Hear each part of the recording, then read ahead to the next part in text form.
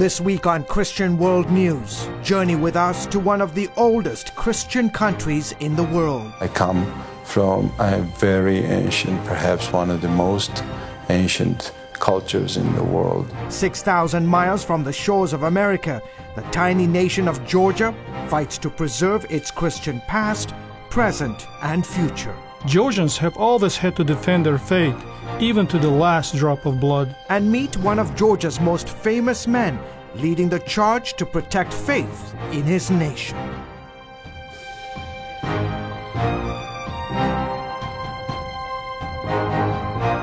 Hello everyone, welcome to this week's edition of Christian World News. I'm George Thomas. On this special edition of the broadcast, we focus on a part of the world few people have ever heard of or know its location. I traveled some 6,000 miles to the tiny nation of Georgia.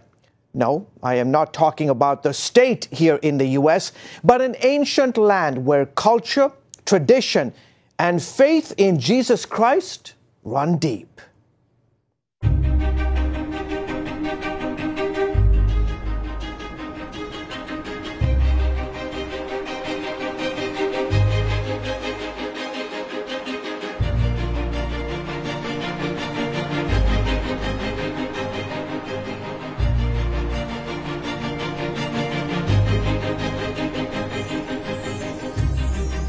It was famed novelist John Steinbeck who, while traveling through the Soviet Union in 1947, referred to this land as a kind of second heaven.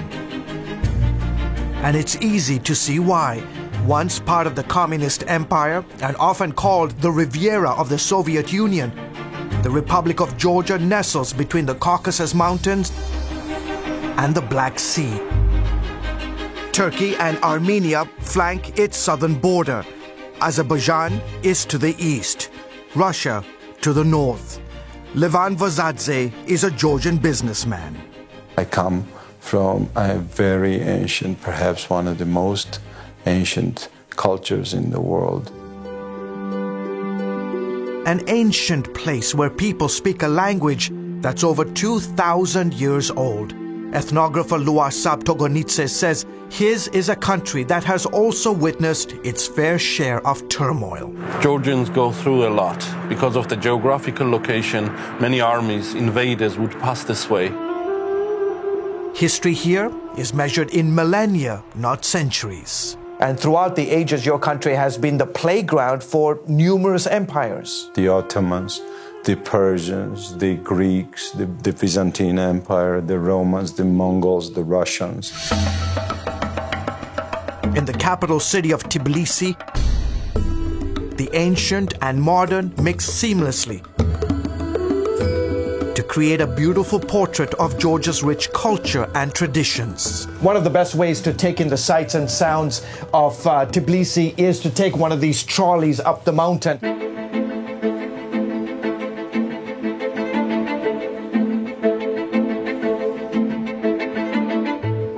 In filming these scenes of Tbilisi and stunning countryside landscapes, Georgian cameraman Georgi Shamazana said it best. Every time I travel in different regions of my country, I feel like I'm traveling through thousands of years of history. Georgians are legendary for their hospitality. They believe guests come from God and as such are treated with honor.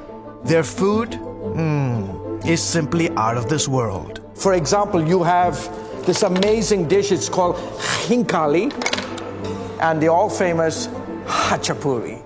Friendship is highly valued in the society, and family is paramount. But if there is one thing many Georgians cherish most, it is their faith.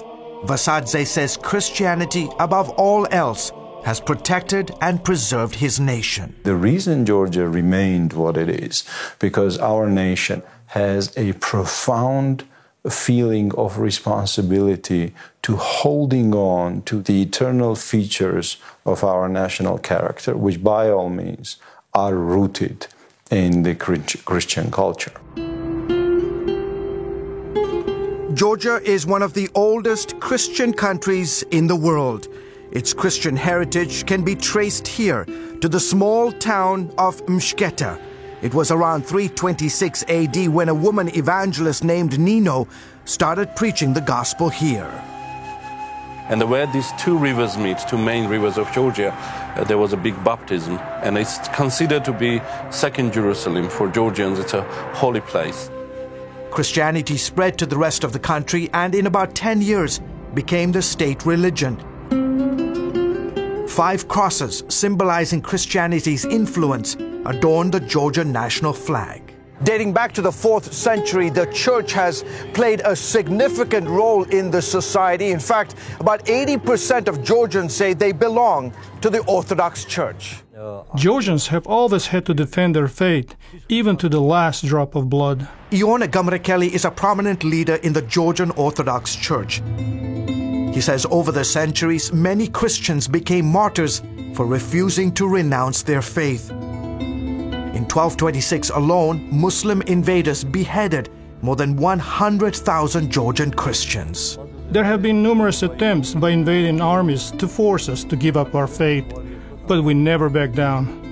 Ellen Kavlelashvili is curator at Georgia's National Museum. She has in her collection priceless manuscripts, rare Bibles, and other historical artifacts documenting Georgia's Christian heritage.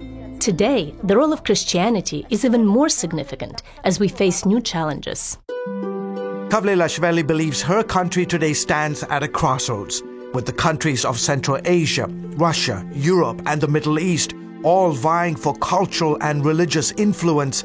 She says tiny Georgia must once again stand to protect her heritage. I hope Georgia's example of unconditional love and dedication to faith are a testimony to all mankind. People should realize that the absence of faith is disastrous for a nation. Christianity is how we survived in the past, and it's how we will survive in the future.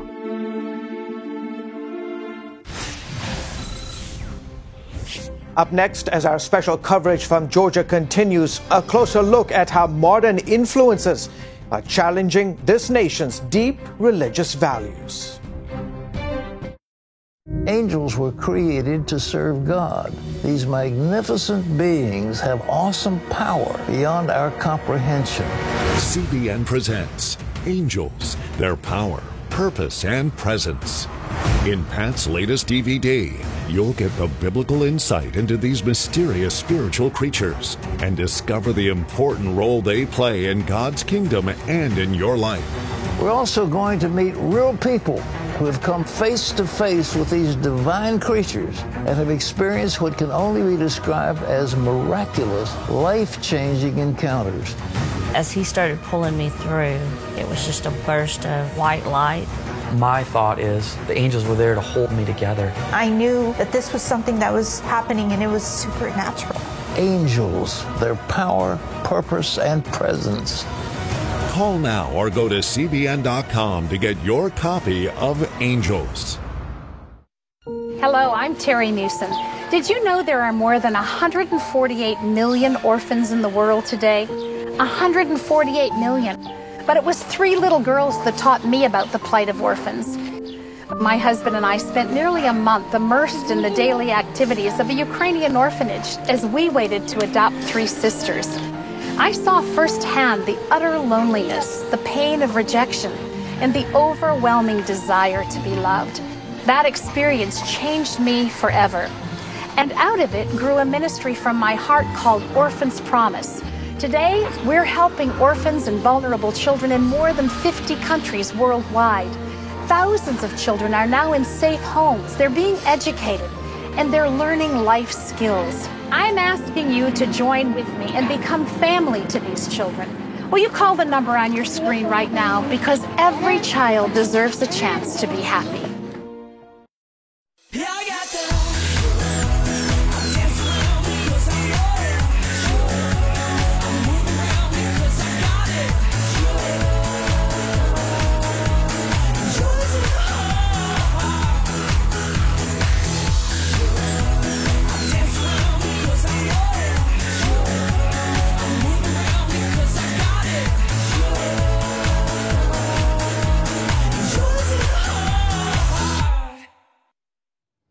and welcome back to the broadcast. The Republic of Georgia is one of the oldest Christian countries in the world. For centuries, numerous empires have tried to eliminate Christianity there.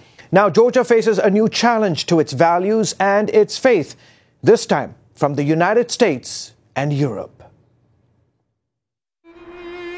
25 years after the collapse of the Soviet Union, Georgia's Prime Minister says forging ties with the West is in his country's best interest. There is a very clear will of Georgian people and population to be pro-Western, to be pro-European. The tiny nation of Georgia lies between Russia and Turkey. While the majority here favor closer ties, we are not saying we are against West. I always say I'm a big enthusiast of selective Westernization of Georgia. Many like Levan Vazadze insist the opening must not happen at the expense of Georgia's faith and family values. We'll take all the productive, progressive things from you, but we'll throw in garbage all the nonsense. And unfortunately, in this particular case, this means your current pseudo-moral standards need to stay outside of Georgia. Vazadze is a prominent Georgian businessman and pro-family advocate. The pseudo-moral standards he refers to are efforts by the US and EU to force Georgia into accepting homosexual practices and same-sex marriage as societal norms. If you think indecent, radically sexual behavior is what you want to do, that's your choice. But if I think that this is an embarrassing sin, I want to remain in a society which is allowed to say that. Much to his dismay, the Georgian parliament, under pressure from the European Union and with help from international pro-gay groups, passed a controversial law in 2014 making it illegal to discriminate against people on the basis of their sexual orientation. Vazadze says the decision amounted to the legalization of homosexuality in Georgia. You say this law is part of an international agenda. What is that agenda? To destroy a family. I believe the front line of this war is in every living room and in every bedroom, where your wife and my wife, our children, sleep. The front line is now spreading to Georgian classrooms, with children as young as 8 being taught gender theory. To somehow alter and change. Tinatin Khorbaladze is director of a pro-family organization. She says the aim is simple yet alarming. To change the thinking of the children, to be open and to accept the things that still my generation and elder generation consider to be not really acceptable. Georgia is deeply conservative. More than 80% of the population here say they belong to the Orthodox Church, and polls show a majority side with the Church in opposing anything other than traditional heterosexual relationships. We feel the responsibility for the future of this country, for the future of our children and next generation. But not everyone agrees with the Church's stance on marriage. Some human rights groups have labeled this country one of the most homophobic nations in the world. Are you afraid for your life? As for me personally, yes, because my life is in danger in Georgia, and not just because of my sexual orientation, but because of my professional activities as well. Georgi Tatashvili is transgender. He rarely gives interviews, but agreed to meet with CBN News at an undisclosed location in the capital. He is a lawyer for the LGBT community and says he has paid a price for it. They've arrested you, they've beaten you. Yes, many times I was beaten by policemen, ordinary citizens, and in general from many people. Tatashvili made headlines earlier this year when he became the first person ever to file a suit with the Constitutional Court seeking same-sex marriage. The lawsuit is still pending. A majority of Georgians today believe that what you're doing, your lifestyle, is sinful. And they say that you are destroying their country. I think that this is the case, and I'm not surprised people feel this way. The principles of secularism are practically violated in Georgia. The Orthodox Church puts so much pressure on the society to make sure Georgian human rights are not extended to include LGBT people. Meanwhile, Levan Vazadze worries the pressure to become more accepting of homosexuality in Georgia will only intensify following last year's controversial Supreme Court decision legalizing same-sex marriage in America. He bemoans the fact that since the ruling, many in America are too afraid to speak out against homosexuality. You can no longer freely express your opinion about what's shameful and what is disgraceful, and you are crucified for that. The whole concept of sin is being abolished. Where is it? The metamorphosis in English language is staggering. I studied it since I was a child, and I remember that shame meant shame. In modern English, when someone says it's a shame, he or she means it's a pity. So we see a gutting of the concept of shame. Vazadze is praying Georgia never reaches that point. He's urging his fellow countrymen to be bold in proclaiming the truth in love. Is it your opinion that the church in Georgia, Christians in Georgia like yourself, are in the end going to determine the future of your country? What else? Of course. That's it. Nothing else. As our special coverage continues, meet the most trusted man in Georgia who is fighting to keep faith alive. Parents, the Superbook Bible app is a great way to get your child reading the Bible, because in today's busy world, we can use some help. The free Superbook Bible app has fun stuff your kids will love. They'll have a blast learning the Bible, playing great games, watching cool videos, discovering heroes in the Bible. They'll have fun while they learn God's Word. The Superbook Kids Bible app, available now. Life. It's meant to be lived fully. Jesus said it. I came to give you life. Life to the fullest. Life in your family. Life in your finances. Life in your body, mind, and spirit. Life in your everyday.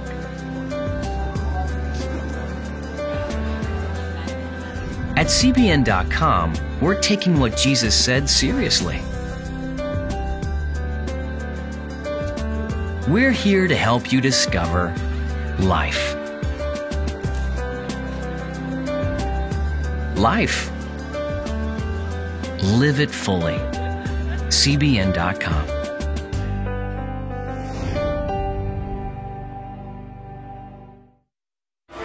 What's your emergency? We have a vehicle that is upside down and on fire. These people are trapped and we need the jaws of life. My feet were on fire.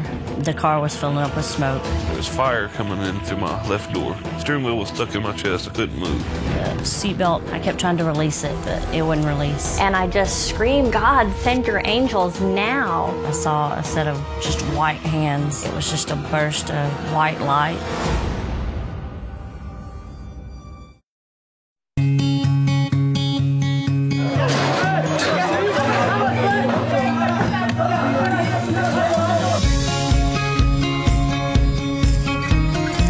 Young people, millennials, are flocking to church. We're all in this together. There's no pretenses. It's not an exaggeration to say that we love to meet them and that we love to know their stories.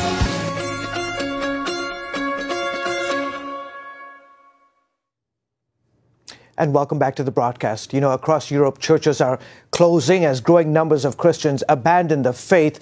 But in the nation of Georgia, the opposite is happening. Thanks to the efforts of one man, Christianity there is not only alive, it's thriving.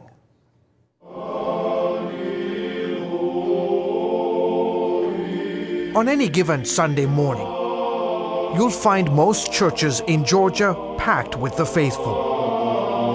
And one of the first things a visitor will notice is that there are no pews or chairs in most Georgian churches.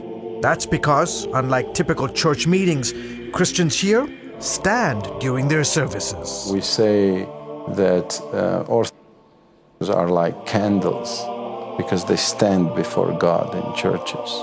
It's uncomfortable to stand for 2 hours, 3 hours in a row, but we choose to. That was the case during a service at Holy Trinity Cathedral in Georgia's capital of Tbilisi,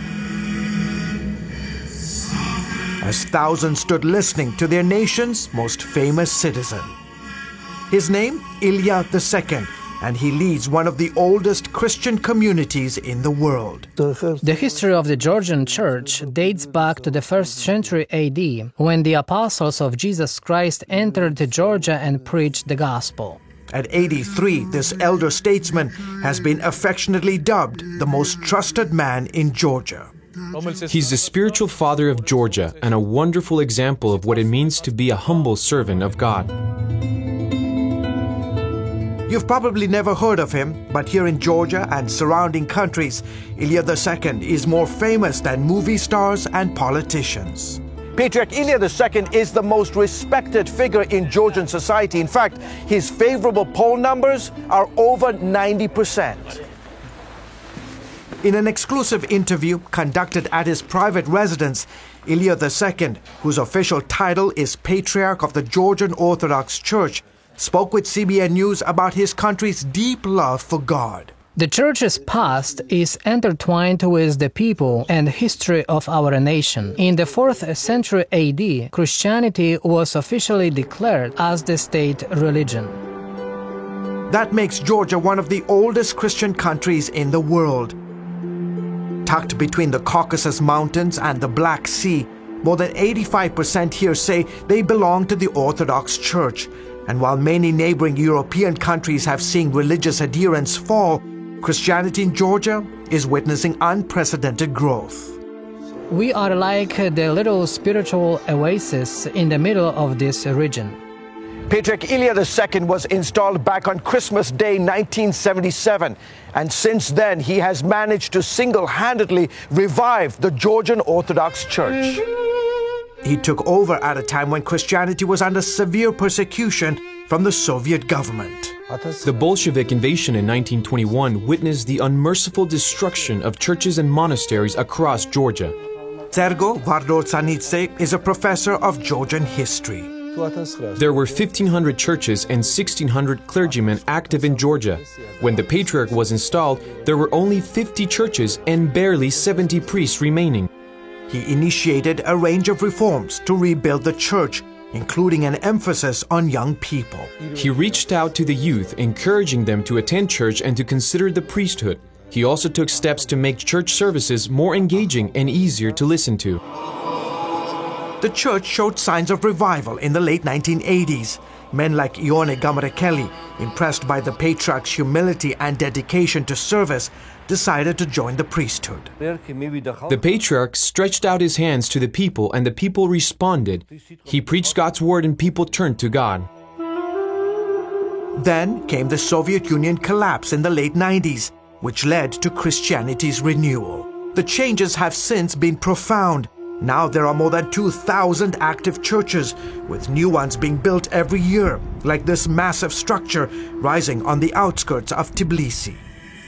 Also, more than 3,000 people have joined the priesthood, serving the spiritual needs of Georgia's nearly 4 million people. It has been said that the Patriarch inherited a church that was severely persecuted and covered in shroud. Now it is a living body. Nearly 3 hours after arriving for the service, a slow and frail Patriarch Ilya II finally makes his way through the throngs of worshippers that have gathered to hear him speak this Sunday morning. CBN News is granted unprecedented access to film as hundreds of men, women, and children line the ornate halls of Holy Trinity Cathedral to receive a prayer or special blessing. The Patriarch always says that all that's been achieved during his reign is because of the Lord's will. After decades of religious repression, many are grateful that the church in Georgia has not only survived, but is thriving, thanks in part to one man's desire to bring his nation closer to God. Many kind achievement has been accomplished, and I thank God for letting me undertake such endeavors for our nation. You can bring these amazing stories from Georgia to your friends and family. Simply go to our CBN News webpage and share it on Facebook and Twitter. Folks, we'll be back right after this.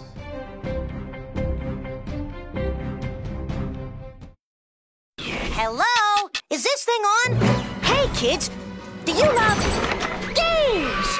And do you love discovering things? Well, do ya? Then you're gonna love this. It's the new free Superbook Kids Bible app. You can play games, watch videos, find answers to your questions, and a whole lot more. The new Superbook Kids Bible app. Free downloads available on iTunes and Google Play now. Hello, I'm Terry Newsom. Did you know there are more than 148 million orphans in the world today? 148 million. But it was 3 little girls that taught me about the plight of orphans. My husband and I spent nearly a month immersed in the daily activities of a Ukrainian orphanage as we waited to adopt 3 sisters. I saw firsthand the utter loneliness, the pain of rejection, and the overwhelming desire to be loved. That experience changed me forever. And out of it grew a ministry from my heart called Orphans Promise. Today, we're helping orphans and vulnerable children in more than 50 countries worldwide. Thousands of children are now in safe homes. They're being educated, and they're learning life skills. I'm asking you to join with me and become family to these children. Will you call the number on your screen right now? Because every child deserves a chance to be happy. When you give, smiles grow bigger. When you care, homes are happier. When you comfort, the hurt goes away. When we all come together to love, miracles happen. Introducing the CBN Bible from CBN.com. Now, an easier way to study the Bible and grow in your faith. Highlight your favorite verse. Read separate versions at a glance. Click and read a commentary. Or cross-reference your favorite verse using the Strong's Concordance. All the right tools to study the Bible, all in one place. The CBN Bible, available at cbn.com/Bible or the iTunes App Store.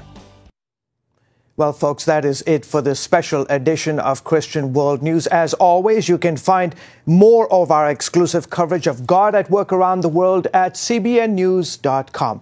Tell us what you think about the stories you've seen here this week. As always, you can reach out to us via Facebook, Twitter, or Instagram. I hope you will send us your comments, especially on this particular edition. Well, folks, that is it, unfortunately, for this week's edition of Christian World News. From all of us here in the studio, as well as back in the control room, have a fantastic week. And always remember, God bless you and God loves you. Have a great week, guys.